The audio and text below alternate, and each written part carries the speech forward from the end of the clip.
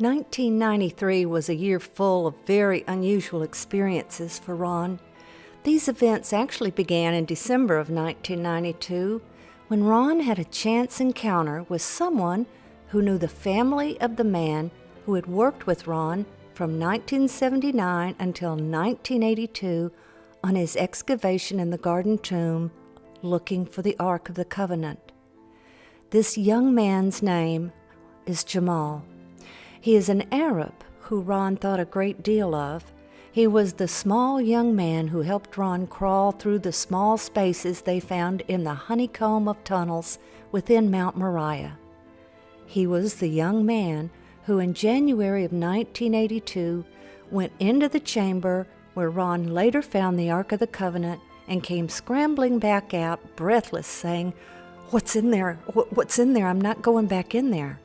He then left the tunnels and never went back in. Ron told the story of Jamal, begging him to come to his home in Hebron to help the family learn the cause of a strange set of events that had been plaguing the family for quite a while. But Ron resisted taking the time off from digging to go.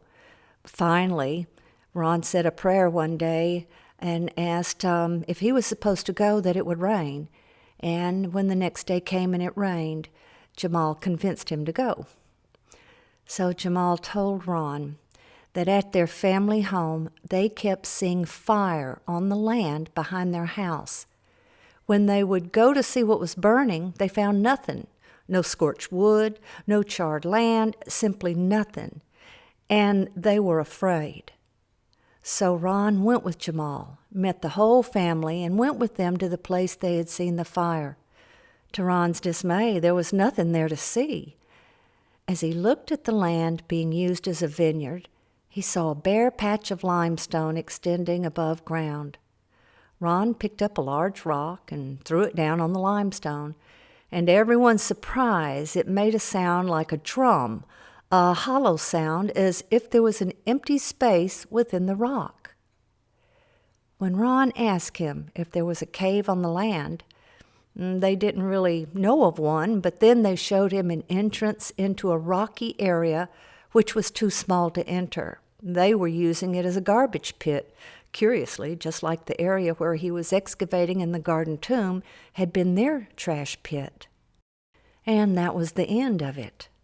But then, in December of 1992, Ron learned that the family was still at the same home on the same land, and he went to visit them, cautiously wondering if they would remember him, or more importantly, if they would be welcoming or angry that he came.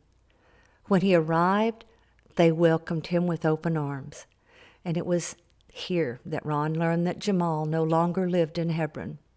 He had gone to Jordan back in the 1980s and just happened to be there when it was mandated that Palestinians who were out of the country at that time were no longer allowed back into the country of Israel. I don't know the details, except that it appears that he had lost his citizenship. Miraculously, in April of 1993, we were on the road from Jerusalem to Hebron. This was a dangerous journey in 1993. Back then, there was tension in the air. We had to rent 2 vehicles in Israel, one from an Israeli company for places in Israel, and one from an Arab company for places in the Palestinian area. Otherwise, our car would be stoned if we drove the Israeli car in Palestinian territory. We kept the recognizable Arab headdress in the front window of the car, as we were told this was a signal for the Palestinians not to stone the car. And again, we were nervous. Ron's belief was that this family's land contained the real cave of Machpelah, the burial cave of Abraham and his family. He had not told them this before, and he knew it would be a sensitive subject, considering they were Arabs and they lived in Hebron, close to the traditional site. The story is a long one, and in this part 1, we will cover the family's history with this piece of land. I cannot show any faces, and I will protect their identities. They are a wonderful family and treated us just as Abraham would have treated any strangers who came to his home. We stayed in one of their homes, and they fed us the finest food they could make. Their land was a large flat plain on top of a hill in Hebron. They had vineyards and farmed the land. As we sat on top one night, they told us how they were able to sit up there and watch the Scud missiles during the Gulf War. I strangely felt safe here, and Ron did too, I could tell. The place where they had seen a fire burning back in the 1970s was up here. By now, Ron had told him of his suspicions, and they spoke up that they did not believe the traditional site of the Cave of Machpelah was the real one either, and they were clearly excited at the prospect that their land may contain the authentic one. One brother and their mother spoke on camera about the things they had seen in years past. Let's talk about her.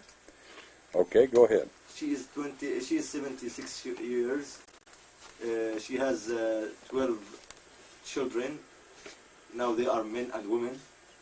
And I am the youngest. I have 2 children.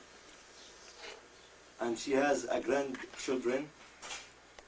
So... Okay, and she is the person that saw the light? She saw the light in our land, goes and come. And the chicken? And the chicken, she didn't saw them. The person who saw them, my sister. Your sister saw that? Yeah. Okay. Now, your brother just recently saw a man in white. He saw a man wearing white about 6 years old, 6 years ago. And this man goes in this cave, very big. Uh-huh. And my brother was feared about that. So he didn't notice what is this man. And he disappeared when he becomes or start to enter the cave. And my other brother hear some voices from this cave. You know that, I think. Jamal told me these things back in 1979, and I came and hit the ground, and the ground was hollow, and so anyway, this is a special place to God, I'm sure. Many things happens here, but we can't explain that, or we can't understand that, because sometimes when you see anything by accident or something you don't know, you will fear and don't notice it exactly. Right, you don't get a good look at it because you're afraid. But this happens, and our hair comes up. Yes. That's the point. Yeah, the goosebumps we call it in America. Yeah, maybe, I don't know what you call it. Yep, that's what we call it. And our father told us that he saw like these things, many times. Mm-hmm. Now, the big bones that your mother told you about, did any of them come from this cave, or do you know? I will ask her, I don't know. Okay, please. مرة قلت لي على الجماجم الكبار هذول. من وين لقيتوهم؟ في أي أرض؟ She saw them in the land, not in the cave. Not in the cave. Yeah. And they have teeth, big teeth. Uh-huh. قديش السن كبار؟ Like this.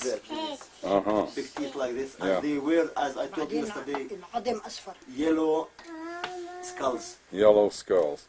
Have her hold her hands about the size of the skulls, if you can. اعمل قديش بالضبط حجم ايديك، قديش بالضبط؟ لا بالضبط قديش حجم الراس؟ أكبر شوي أنت قلتي امبارح. Okay, this is indicating the size of the بالعكس skull. الثانية، بالعكس. هيك. أكبر. Uh-huh. Like that. Like that. Okay. يعني like this. كويس كثير. They have their teeth, all of their teeth. It's still in Yes, place. she's saying. Uh-huh. خلاص. يعني شو اسم هذا العظمة هذه؟ What's this name? What do we call this? Thigh. Thigh?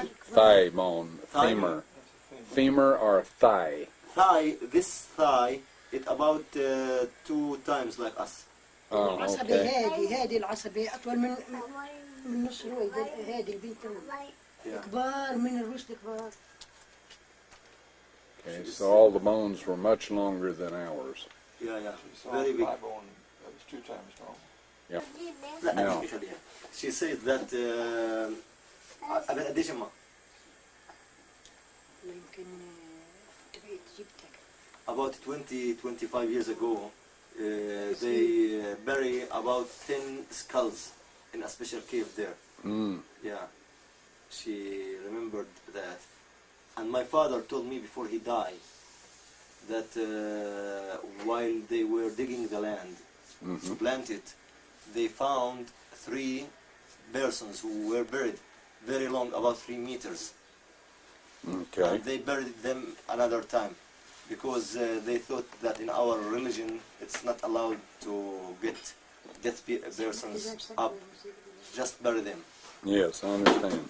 Yeah, and I remember this very, very much. Okay. And he didn't tell to anybody else. He told me that. Okay. So I don't know. Maybe we can find this, yes? Yeah, yeah. Okay. I think if we give it a little of time, we will find. Okay. We will find them because my mother knows some places where they are hot. Okay. Yeah. Good. Needless to say, we were fascinated to hear about these things, especially about the man dressed in white that had been seen years earlier.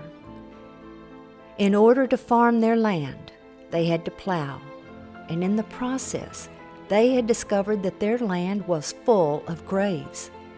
Their mother had seen some giant bones and skulls, which she described to us. It became obvious that some of these graves were Canaanite. But the bottom line was that this small plain atop this hill in Hebron was a very popular burial location through a very long period of time. But why? Was it because from an early point in history they knew it had been the burial site of Abraham?